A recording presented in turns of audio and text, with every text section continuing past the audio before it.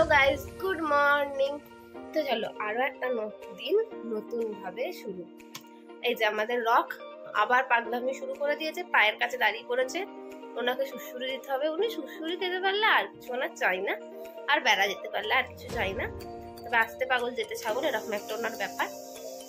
হ্যাঁ, দেখাচ্ছি উনি এখন কিভাবে দাঁড়িয়ে আছেন। আমি বললাম আয় সোফাতে আয়, এসে বস।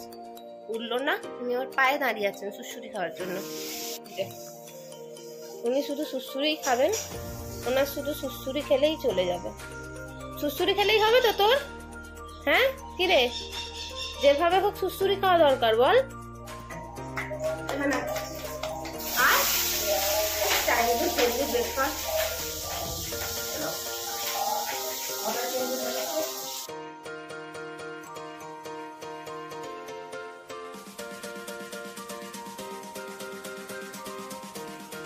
দাদা ভাই যখন বাড়িতে আসে কিভাবে দাদা ভাইকে ঘুম থেকে তোলে খালি দেখো।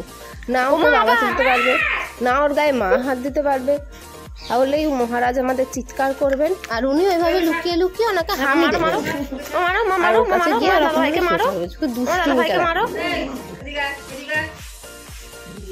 ওমা ওমা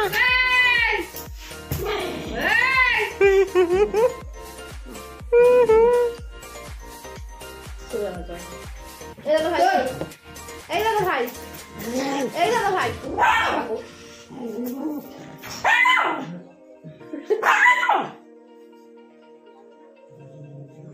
হাত ঝাড়বো আমি, সর।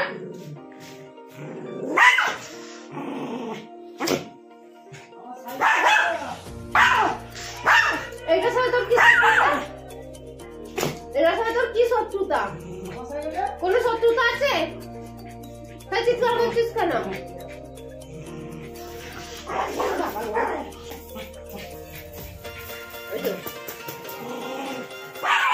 কি হয়েছে?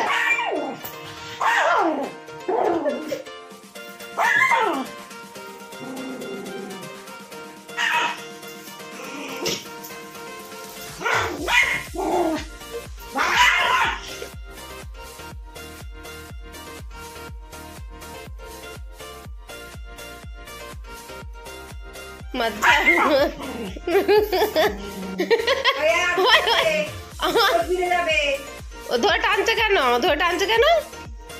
ওমায় দেখো, ওমায় দেখো, ওমায় দেখো।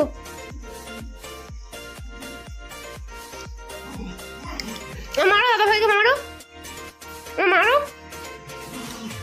মারো দাদা ভাইকে, মারো না। সুড়সুড়ি দে, আমায় সুড়সুড়ি দে। তোকে উঠতে হবে না, তুই আমায় সুড়সুড়ি দে, তাহলেই হবে।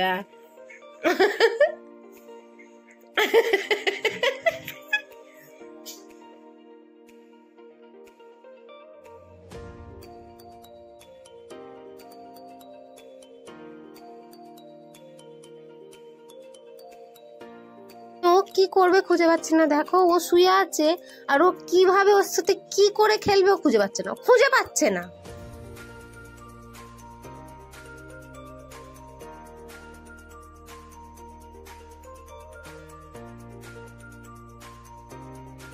যাবি?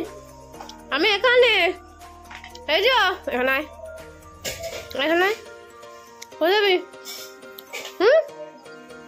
কোথায়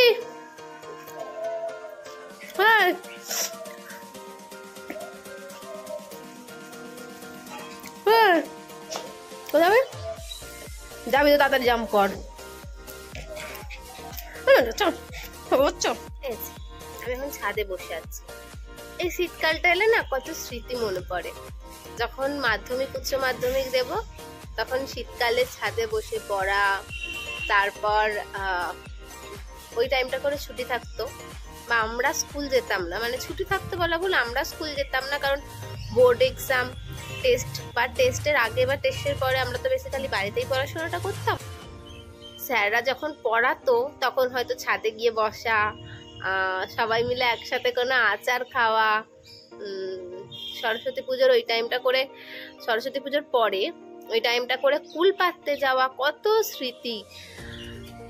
ছোটবেলাটাই বেশ ভালো ছিল, এটাই মিস করার একটা সব থেকে বড় কারণ। আর তখন ভাবতাম কবে বড় হব, লাইফটা পুরো এনজয় করব, যেখানে খুশি যাব, যা খুশি করব। হ্যাঁ, এখন হয়তো যেখানে খুশি যেতে পারি, যা খুশি করতে পারি, কিন্তু সত্যি সেই জীবনটা মিস করি, বড্ড বেশি মিস করি। তোমাদের আগের দিন আমি ট্রেন থেকে দেখিয়েছিলাম মা চামুন্ডার মন্দিরটা। মা খুব জাগ্রত, এখানে মা খুব জাগ্রত হয়ে বিরাজমান। কি অদ্ভুত না মায়ের টান। আগের দিনে আমি তোমাদের বললাম যে একদিন তোমাদেরকে মাকে দর্শন করাতে নিয়ে যাব, আর ঠিক তার পরের দিনই মা আমাকে টেনে নিল মায়ের মন্দিরে যাওয়ার জন্য।